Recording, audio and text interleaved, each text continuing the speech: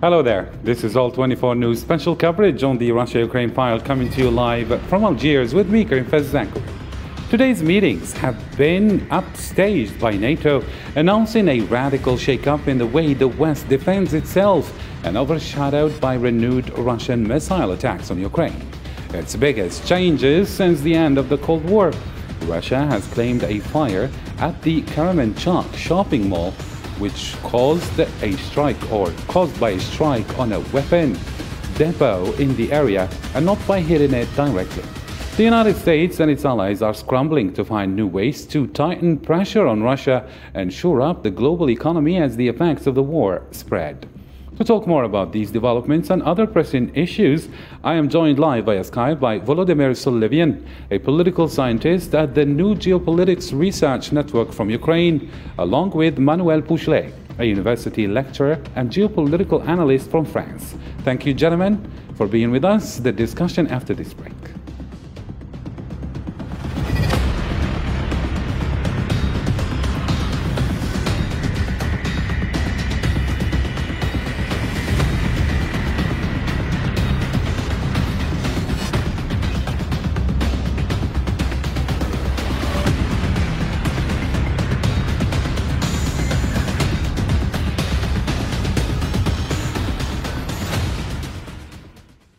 I guess it's fine if we start with the latest updates before we delve into any discussion. In the last of the war's deadly attacks, a shelling on a shopping center in Kremenchuk on Tuesday has caused 18 fatalities. President Volodymyr Zelensky warned of an unimaginable number of casualties, but said more than 1,000 shoppers had managed to escape the blast. Russia says it has targeted a weapons depot and that the explosion of ammunition had triggered a fire in the nearby mall. Nabil Khazini.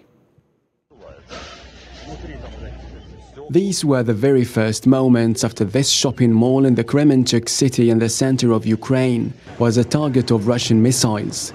Scenes of complete devastation and panic, where everyone on site tried to save those trapped inside the building. At least 18 people lost their lives and other 36 remain missing under the burnt rubbles. Because what we see absolutely, and this is absolutely clear, that it is civilian object and they shelled civilian infrastructure again and again. It's a question about crimes against humanity. I think it's like systematical shelling civilian infrastructure. In the wake of the deadly shopping mall bombing, President Volodymyr Zelensky of Ukraine claimed that 1,000 civilians were inside the mall. He called Russia the world's largest terrorist organization. Today's Russian strike on a shopping center in Kremenchuk is one of the most brazen terrorist acts in European history. A peaceful city, an ordinary shopping center. Inside, women, children, ordinary civilians. Before the announcement of the air alert, there were about 1,000 people inside. Fortunately, as far as we know at this time, many people managed to get out.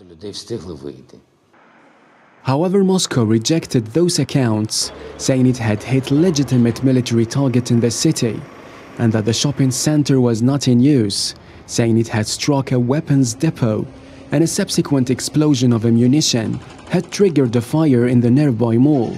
Russian aerospace forces used high-precision air-based weapons to strike hangars with weapons and ammunition received from the United States and European countries in the area around the Kremenchuk road maintenance machinery plants. As a result of this high-precision strike, Western-made weapons and ammunition concentrated in the storage area to be sent to Ukrainian troops in Donbass were hit.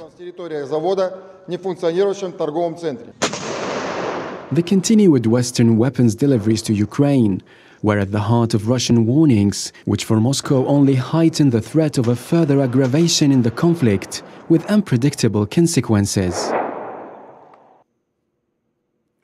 Starting with you, Mr. Volodymyr Solevian, do you think that this attack is a response following the U.S. additional supply of weapons to Ukraine?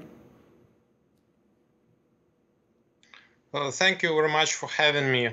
Yes, in general, I may agree with you that these strikes And I'd like to mention that since last 4 days, Russia launched about 130 missile attacks, so using different types of missiles. It is ballistic missiles as well as cruise missiles. And yes, from one point it was a response to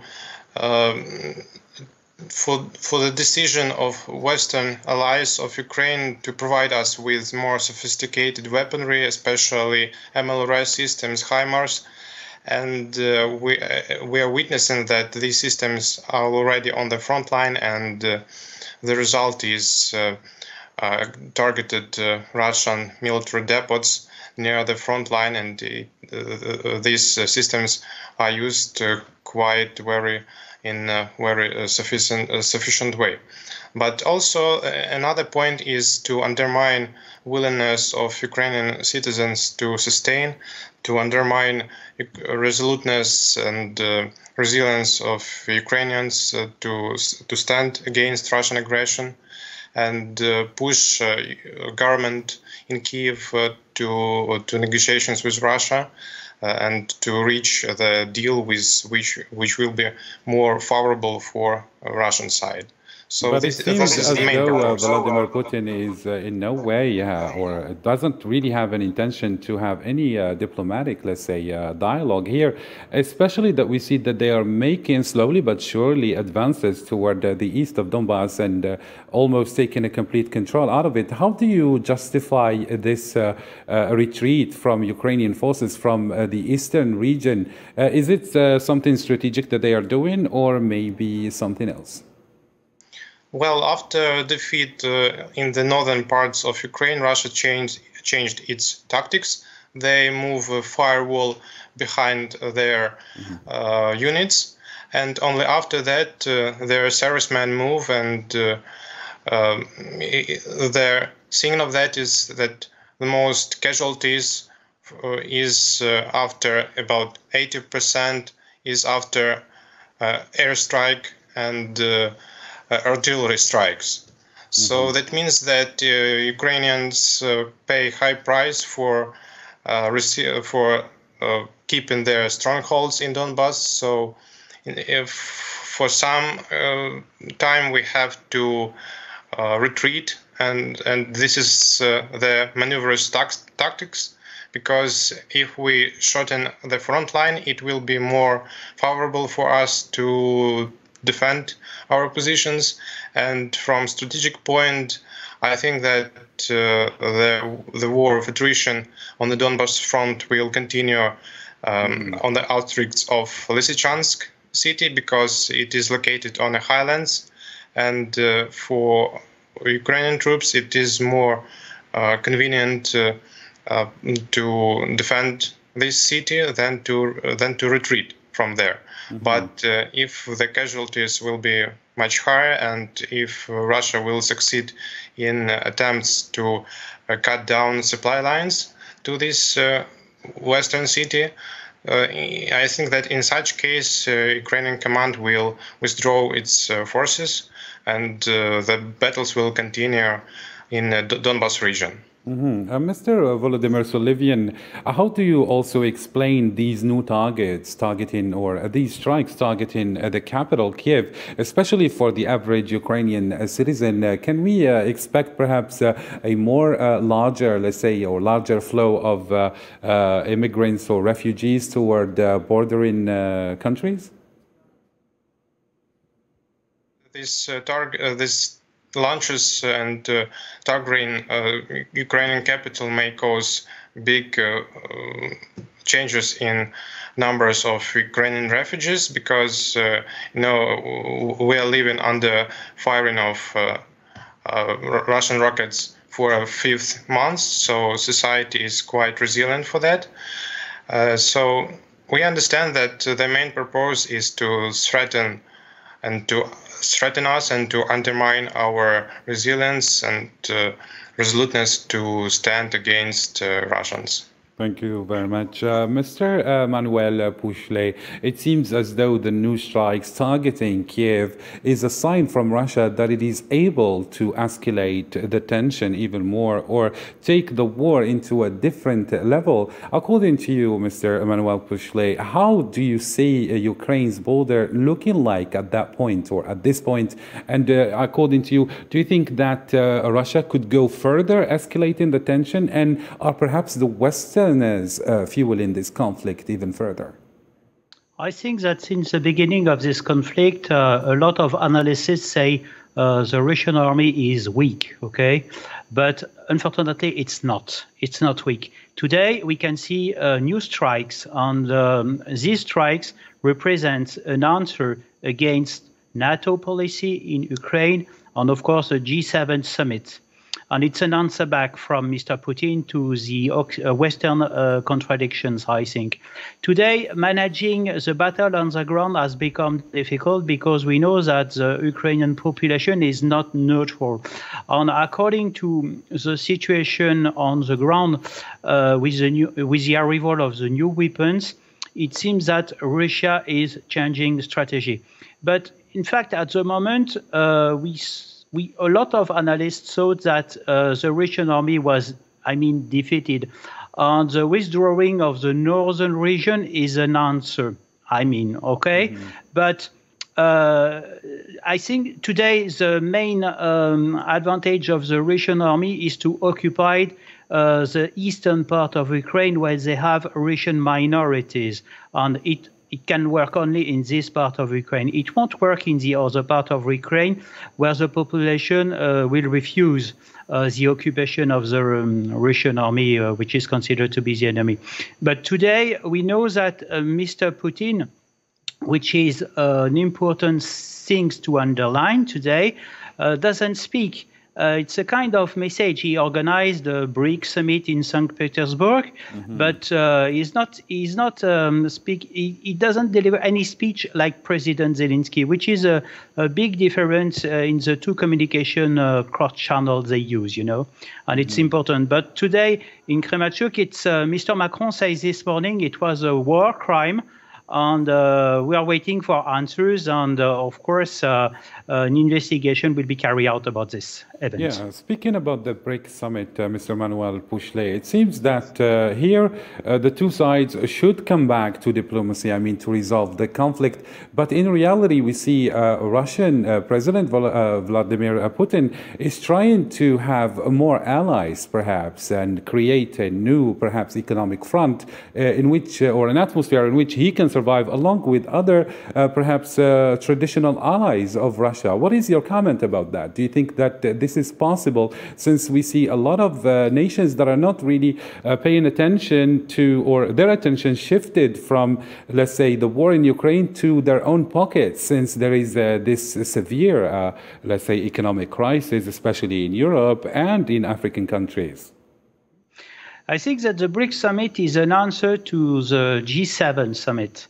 And I am afraid that the G7 summit is making its strategy on the BRICS summit. Today we can see, like it was a long time ago, a kind of bipolarization of the relationships, international relationships, with one who are pro or against Russia. But today the challenge for Mr. Putin is to show its abilities and his commitment with these BRICS countries. We know he is a representative of a kind of leadership, but today this leadership will face with a lot of problems. You are talking about economic problems, but you will have also other kind of problem with international relations. For example, I can give you an example with India. Today, India say, yes, we are a member of the BRICS and we like this organization. And this morning, I read on a newspaper that today India is also seeking for partnership in Europe. So as you can see, Mr. Putin and this alliance, like in the other way, with the American way, of course, the challenge for these leaders and for this kind of new leadership is to prove and to meet the state members' expectations. And this is a challenge for all of these organizations, I think, at the moment. Mm-hmm. And what about you, Volodymyr Solivian? What do you think could be done more to stop these attacks? We see that the economic sanctions that are being tightened more and more are not really working. According to you, what could be done further to help Ukraine amidst the complaint of nationals, European nationals, who are proving that what's important for them is their own pockets, since they cannot even afford to have basic necessities or basic commodities in their daily life? What do you think? Yes, obviously, sanctions will not stop Russian desire to gain Ukrainian territories and occupy Donbas region, as well as the sanctions will not stop launches of Russian missile attacks. But the only thing the West may do in this situation is to provide Ukraine with more sophisticated anti-missile, anti-aircraft defense systems. And according to some statements, this understanding is common between Western leaders, and especially after visit of President of France and Germany and Italy Prime Minister, there were statements that, last week visit to Kiev, there was statements that Germany will provide us with such an systems. They will be provided in autumn this year. So we wish that these supplies, these shipments will be more rapid, but at least this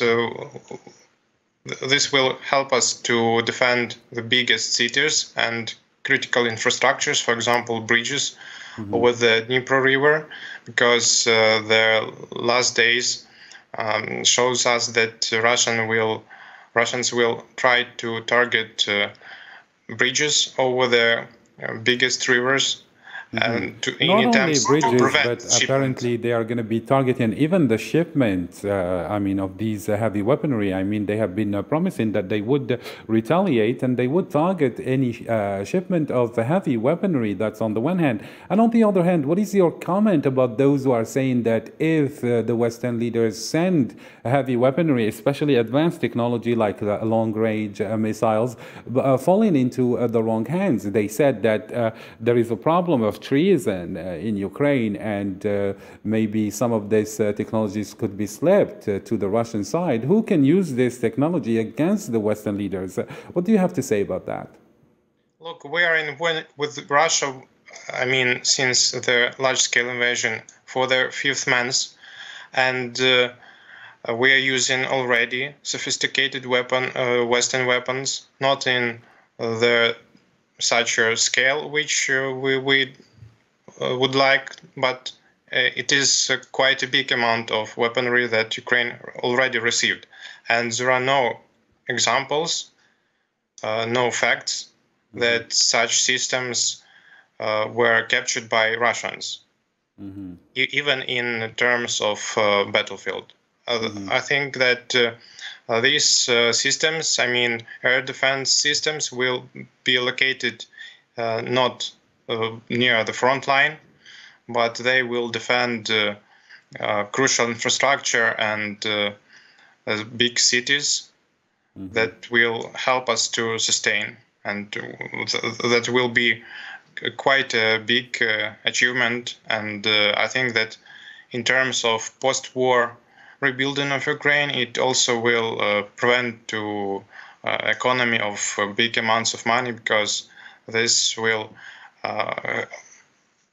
make a percentage of missiles that Ukraine shot to big numbers, so their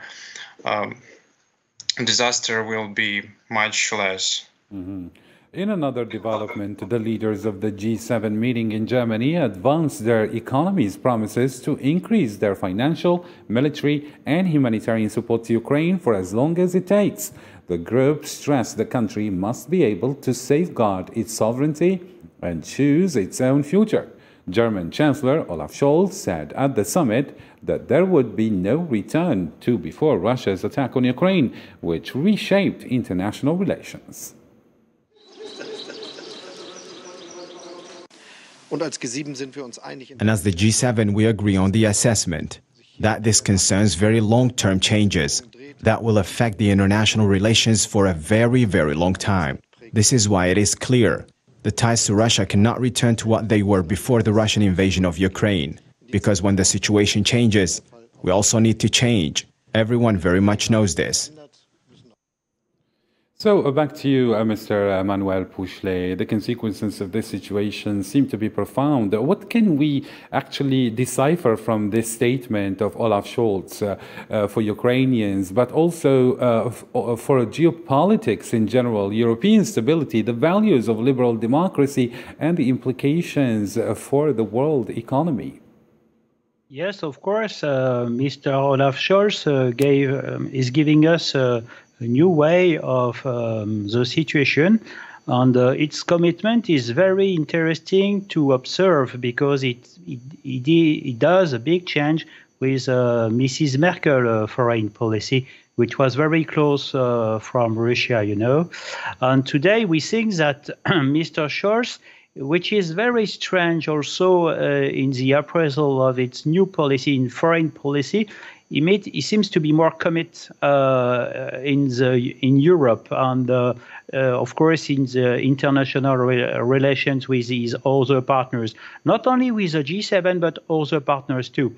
But I think the main challenge for the G7 and for other Western countries is, of course, the support to Ukraine. I'm talking about also the European Union, who agreed last week concerning the Ukraine adhesion to the economic union.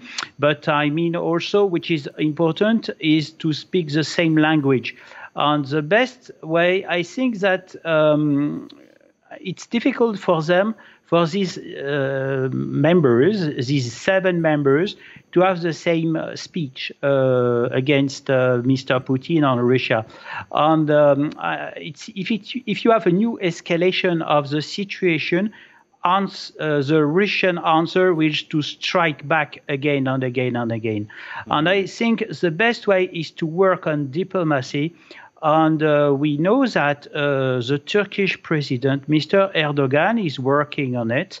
And last week, we heard that some light signals, light declaration from China with Mr. Xi Jinping, because maybe the issue of the Silk Belt Road from China is blocked, and Mr. Xi Jinping is expecting a kind of exit of this conflict, of course, for its project, but also for the world economy, because China is one of the most important countries who has the benefit of this, unfortunately, this sad situation today. The goal is to stop, and the first is to find out a solution for peace talking. And if you multiply the partners in this way, you won't obtain from Russia a positive answer. We have to keep in mind also the recent or the latest declaration from Mr. Lavrov was sometimes surprising. I mean, I'm talking about the diplomatic word he used, you know. Mm-hmm. And maybe in the future, we have to keep in mind, that Russia today has, I would like to reuse an expression done by Mr. Macron, is a master of the clock. And I think Mr. Macron is right in this field. And what will be the coming step, we don't have any idea. But the first thing is to stop this kind of escalade, and it's time to find a solution for peace. It's very important today. Mm-hmm. But peace at what price, Mr. Volodymyr Solivian? How do you see a peace deal for Ukraine and after Ukraine? How realistic are the Ukrainians about the post-war consequences? At first, we Ukrainians cannot accept Russians' attempts to speak with us with the language of ultimatums. You know, when we're talking about peace deals, we do not see any desire from Russian side to make such a deal. Mm-hmm. They only declare their desires to occupy Ukrainian territories, and the only space to reach such a deal is to abandon for us, for Ukrainians, who abandon our territories, and to sign some agreement about not just Donbas region, but also another occupied territories. I mean, 3 oblasts that are nowadays partly occupied by Russia: Kharkiv, Zaporizhia, and Kherson regions. And Russia's desire is to sign so-called Minsk III, another agreement under which this conflict will be frozen for some time. And after, obviously, that any Ukrainian government will not fulfill such an agreement. And after some, maybe year or two, Russia will make a significant economical and energetic pressure on Europe from one point, and from another, Ukrainian government will be undermined if such agreement will be signed, and this conflict will be frozen. So in several years, Russia will gain more power, and this war will occur once more, again and again.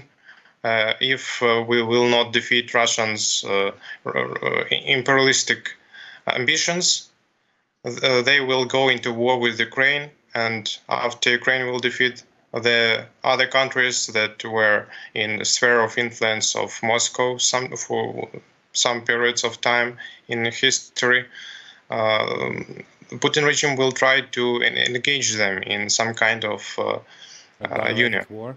Mm-hmm. So what about you, Mr. Manuel Pușlei? It seems that Volodymyr Solivian has a different analysis about the aftermath of this war. He says that if such a peace deal is made, perhaps Russia is not going to stop there. And the Group of Seven highlighted their dedication, or despite their dedication, to support Ukraine, even as rising energy prices have threatened the stability of ruling governments across Europe and France. Since you highlighted that, Mr. Manuel Pușlei, in particular, may be losing appetite for a prolonged conflict, but Volodymyr Solivian here says that it could actually linger on and bring other consequences, maybe an all-out war with other nations, European nations. What is your comment about that? I fully agree what your guest said, but I can say that today Mr. Putin is playing on the Western attrition, you know. And this is a new strategy is running at the moment, and I think he will win with that, because between the European leaders and between European countries, and of course you integrate America inside this alliance, a lot of countries, they don't have the same speech. At the moment, the two main leaders in Europe are Germany and France. And you forgot also, to mention United Kingdom, which has also another role play. But the United Kingdom for the French diplomacy is a representative of Washington. So it's I do understand why it's difficult to find out a solution. But maybe I don't know what was the latest report concerning Mr. Macron's visit on Mr. Scholz in Ukraine and the Italian president. Because I have heard that they're talking about compromise with Ukraine, and I fully agree what your guest said. You can't negotiate with ultimatum. It doesn't work in diplomacy. If you negotiate under threat, it won't work. You will have a negative effect. Sorry, but unfortunately, at the moment, the situation is blocked. And trying to speak with Mr. Putin has become difficult, because his strategy is always to confront the Western alliance with his contradiction. And at the moment, he wins. But the question is, for how long? On how long? Yes, this is a question. Yes, and the solidarity that they are expressing as they announced that they will be banning all imports of gold from Russia, which is one of the top 5 exporters of gold in the world. Sanctions on Russian gas did not stop the war, Mr. Manuel Pușlei. Do you think that this new decision or this new sanction will stop it? And does this show how fractured the Western alliance look? I think that concerning the Russian gold, it's another aspect which has an economical aspect, and in fact, the goal is to stop the dollar value, and they would like to restore the value of gold, which is more stable, But I think that today the sanctions are not running in a smart way. It works at the moment. I think they work against Western countries, not against Russia. That is a big difference today. And I would like to underline what you just said regarding changing the value of money from the dollar to gold, which is more stable. How do you see the consequences of such a decision? I think that today the bloc managed by Russia would like to use gold like it was announced by Mr. Xi Jinping too, because during several years Russia accumulated a lot of gold in the safe, and which is not really the case with the Western economies. Western economies at the moment are weak because they are paying a big price from the pandemic hesitations and also disadvantages of the unpreparation. But today the strategy is changing. We know that the dollar is involved in a lot of strategies concerning business and economy. And today it seems that the other bloc would like to use gold, which is more stable and of course reliable. We can rely on this value. Thank you so much. And with this, ladies and gentlemen, we have reached the end of our special coverage. Thank you so much, dear guests, for your thorough analysis. And thank you, dear viewers, for keeping it here on All 24 News. That's the end. Bye-bye.